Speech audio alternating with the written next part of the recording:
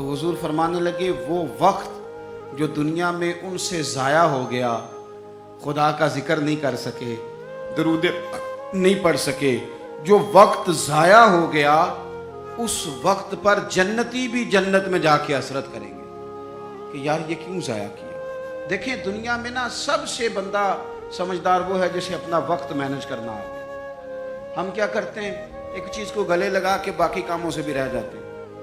آج کل مجھے کاروباری ٹینشن ہے لہذا نمازیں بھی گئیں، آج کل مجھے کاروباری ٹینشن ہے لہذا ابا جی کی خدمت بھی گئی، آج کل مجھے کاروباری ٹینشن ہے لہذا حقوق العباد بھی گئے، کیونکہ کاروباری ٹینشن ہے تو لہذا کسی سے ہنس کے مسکرا کے بات کرنے والی جو نیکی تھی وہ بھی گئی۔ ایک ٹینشن آئی ہے نا تو آپ نے سارا کچھ اسی کھاتے لگا دیا ہے، وہ تو آتی رہے گی۔ نبی پاک صلی اللہ علیہ وسلم نے 23 سالوں میں انقلاب برپا کیا۔ آپ دیکھ لیں کون سا ایسا موقع ہے جہاں سکون سے کسی نے بیٹھنے دیا؟ کبھی کافر بدر میں آ گئے، کبھی احد میں آ گئے، کہیں خندق میں آ گئے، کہیں خیبر میں آ گئے۔ وہ معاملہ اپنی جگہ پہ تھا تو یہاں مدینے میں یہودیوں کی سازشیں شروع ہو گئیں۔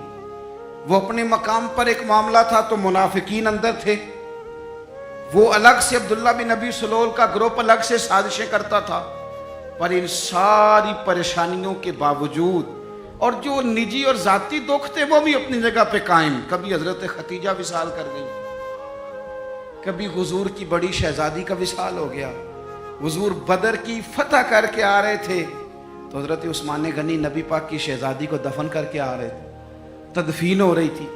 یہ سارے نظام دکھ بھی ساتھ رہے، پر ان سارے کاموں کے باوجود رسول پاک تہجد بھی وقت پہ پڑھتے رہے، صحابہ کو قرآن بھی وقت پہ سکھاتے رہے، رسول پاک صلی اللہ تعالیٰ علیہ وآلہ وسلم لوگوں سے مسکرا کے بھی وقت پہ ملتے رہے، حسنین کو کندھوں پہ بٹھا کے وہ والا معاملہ بھی وقت پہ کرتے رہے۔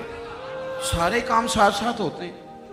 ہم نے ایک دو چیز کو بابو جی یہ نہیں صحیح ہو رہا لہذا سارا کچھ ہی خراب ہے۔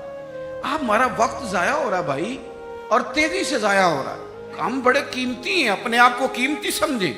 آپ دیکھیں نا ہمارے صوفیاء کہتے ہیں کہ وہ بار کچھ پہچاننا، اللہ کی معرفت حاصل کرنا، آگے بڑھنا یہ تو دور کی باتیں، سب سے پہلا کام یہ ہے کہ من عرف نفسہ، اپنے آپ کو تو پہچاننا۔ یہ جو ہمارا طبقہ نوجوانوں کا ہے اور ہمارے وہ لوگ جو ابھی اپنی عادات کو پکا رہے ہیں، وہ اپنے معاملات کو تھوڑا سا مینج کر کے چلیں۔ اگر آپ سارا دن فارغ رہیں گے تو کچھ نفس کی لذات بڑھ جائے گی، چیزوں کو مینج نہیں کریں گے تو جو لوگ گھر میں سارا دن لیٹے رہتے ہیں ان کی فرمائشیں بھی بڑھ جاتی ہیں۔ کبھی ان کا صبح کے ناشتے میں پائے کھانے کو دل کر آتا ہے، دوپہر میں کچھ فارغ ہیں تو وہ کہتے ہیں پکوڑے نکل آئیں تو تب بھی ذرا اچھا ہی رہے گا۔ پھر وہ تھوڑی دیر کے بعد یہ بھی فرمائش کرتے ہیں کہ شام کا وقت ہے تو چلو میٹھے میں بھی کوئی 2-1 ڈشیں بن جائیں تو اچھا ہوتا تھا۔ تو یہ مصروفیت پھر انہیں نا اگلے کچھ مہینوں میں ڈاکٹر کے پاس لے جاتی ہے، یہ والی مصروفیات۔ چونکہ آپ نے چیزوں کو مینج نہیں کیا، وقت کا تعین نہیں کیا۔ جو لوگ پابندی سے فجر کی نماز پڑھنے کے عادی ہوں، پابندی سے وہ ذہن بنا لیں کہ آپ 2-3 دن اگر آپ نے پابندی سے الارم لگایا نا کہ مجھے 3:45 اٹھنا ہے، تو میرا خیال ہے کہ 3 یا 4 دن الارم بجے گا، 5ویں دن آپ خود بخود جاگ جائیں گے۔ اور فجر کے بعد جب آپ واک کر کے لوٹیں اور پھر آپ کا خیال ہو کہ میں نے کچھ تلاوت بھی کرنی ہے، آپ کا تعین ہو وقت کا، اور یہ رواج آپ کی وجہ سے بچوں میں منتقل ہوگا، آپ کی وجہ سے۔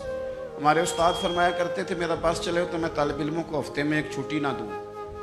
ہم لوگ ذرا تھوڑے سے پریشان ہوتے ہیں کہ بھائی استاد جی مطلب کہتے ہیں کہ ہفتے بعد بھی چھٹی نہ ہو، حالانکہ چھٹی تو ہونی چاہیے۔ وہ کیا فرماتے تھے؟ وہ کہتے تھے جس دن چھٹی ہوتی ہے شیڈول خراب ہو جاتا ہے، بچوں کا اگلے دن بھی مدرسے آنے کو دل نہیں کرتا۔ اور یہ بات ہم نے بعد میں دیکھی، اس کا تجربہ کیا کہ روٹین میں جو نظام چل رہا ہوتا ہے اس میں جب 1 دن کی بھی آپ بریک لگاتے ہیں تو اس سے اگلے دن کا ماحول خراب ہوتا ہے۔ دیکھیں کچھ لوگوں کے پاس دولت ہوتی ہے، کچھ کے پاس نہیں ہوتی، کچھ کے پاس اللہ تبارک و تعالیٰ کی دی ہوئی وسعت ہوتی ہے، کچھ کے پاس نہیں ہوتی۔ وقت ایک ایسی نعمت ہے جو اللہ نے سب کو عطا کی ہے، اگر اس کو ہمیں مینج کرنا آ جائے، طے کرنا آ جائے۔ ہم نے ایسے لوگوں کو دیکھا جنہوں نے بڑے بڑے کارنامے سر انجام دیے، حضرت عمر بن عبدالعزیز رحمۃ اللہ علیہ کی عمر 39 سال ہوئی ہے، پوری 40 سال نہیں۔ ہمارے ہاں 39 سال کا ابھی نوجوان ہوتا ہے، ہاں وہ بابا کہیں تو ناراض ہو جاتا ہے۔ 39 سال عمر، 39 سال عمر مبارک تھی جس میں انہوں نے روز 5 سپارے قرآن پاک بھی پڑھ لیا، کئی لاکھ بار درود شریف بھی پڑھ لیا۔ انہوں نے اپنے پورے عہد حکومت میں بڑے بڑے سرائے قائم کیے، بڑی بڑی مساجد بنائیں۔ جو پچھلے بادشاہ ان سے پہلے گزرنے والے عدل نہیں کرتے تھے، وہ ساری خرابیاں دور کر کے انہوں نے عدل بھی کر دیا۔ ان 39 سالوں میں یہ وہ حسین شخص ہے پھر اس نے اتنا کام کیا کہ اسے رسول پاک کی بارگاہ سے سلام بھی آیا۔